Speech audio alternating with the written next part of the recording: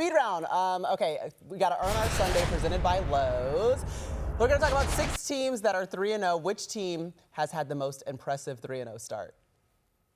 I'll say the Colts. I mean, the Colts haven't had to pull a rabbit out of the hat. The Colts have been the better team every week, and nobody expected this from the Colts. I think today proved a lot. To go into Tennessee, division rival, and just beat them soundly, Colts look pretty good to me. I agree with the Colts. They're the most surprising 3-0 team for me. But, you know, I go back to Buffalo. I love their team. I love their quarterback. You know, the win against the Ravens on Sunday Night Football was of another world. And I just think they're that kind of a team, and they're going to be hard to beat all year long. Yeah, listen, I mean, all great answers. The Bills, the Eagles, the Colts as well. We just already talked about the Chargers, the Niners. I'll just say the Buccaneers. I know we just talked about them a little bit, but like winning today against the Jets, the beating Houston, a playoff team from last year. They beat Atlanta, division rival, probably their most important division rival. No Chris Godwin, no Tristan Wirfs. Like, they found ways to win, to your point. And I think in a football team, like when you start winning, you start believing, right? And you start like, we've got this. It doesn't matter what situation. We've seen that with Philadelphia as well. Just they feel like they're going to win. And that's the test next week, because it's Philadelphia at Tampa Bay. And the last 2 times, Tampa Bay won 32-9 in the playoffs and 33-16 last year, the year the Eagles won the Super Bowl. Yeah. So we'll see if the Eagles can keep finding ways to win against Tampa. Okay, those were the teams that are perfect so far through 3 weeks. We've got 5 teams that are 0-3. Which team is the most concerning? The Texans. The Texans are, I mean, this is a playoff team last year. It's been a playoff team the last couple of years. C.J. Stroud doesn't look anything like the quarterback we saw his rookie year. I think that's probably the worst offensive line in football. They can't seem to get Nico Collins, their star wide receiver, going. Doesn't seem like they can run the ball. You know, there's questions as to the rushing touchdown they had from Nick Chubb 2 weeks ago.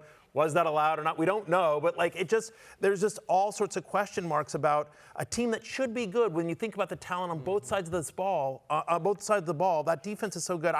The Texans 0-3 is really concerning to me. I'd like to be creative and pick another team, but I look at the Texans this way. The last 2 years, they've been a team that wins when they're supposed to win, they lose when they're supposed to lose, they win in the wild card round at home, and then they play respectably in the divisional round. This is not a game that the Texans lose the past 2 years. This is a red alert. The Texans are in trouble now at 0-3, and they're different than they've been the last couple of years. And I'm watching to see if things start to come apart. You've already started to see C.J. Stroud call people out. What's really going on behind the curtain there? It may not be good. Yeah, and just remember, they beat the Chargers in the playoffs last year. The 3-0 Chargers, who everybody's starting to get behind. I think the team for me, you know, the other 0-3 teams, we didn't have a lot of expectation for New Orleans or for the Jets or Tennessee. But, you know, Miami, you know, it just feels like it's the whole thing is on quicksand down there. It doesn't feel good. The culture of the place seems funny. It doesn't seem like they're competing. Chemistry of the team, not real good. And so, you know, there's some good elements there, but they got to get that ship righted. I'd be real concerned if I were a Dolphin fan. You know how you know you're bad? When you lose by 10 points, and it's like, man, that wasn't that bad. But that's what happened Thursday night. That is exactly what happened Thursday night. A moral victory. That's what we call those. I wish we had a ball up here. We're going to give out a game ball to a player or a team in Week 3. Who are you giving it to? A lot of impressive performances in Week 3, but I'm going to give it to Vikings defensive coordinator Brian Flores.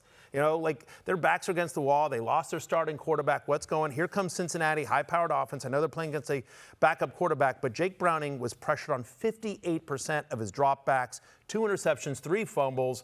You know, just they have defensive scores as well. A dominating performance. I thought Flo just called a brilliant game. Vikings defense, specifically Brian Flores. It's hard to call your shot. I think Jordan Davis called his shot. He walked out there.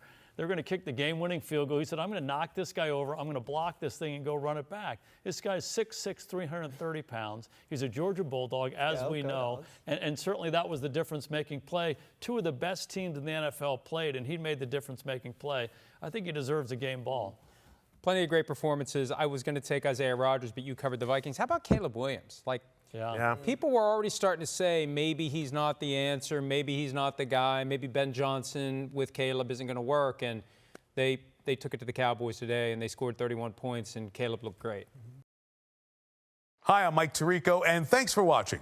Make sure to hit subscribe for the latest news and highlights from NBC Sports.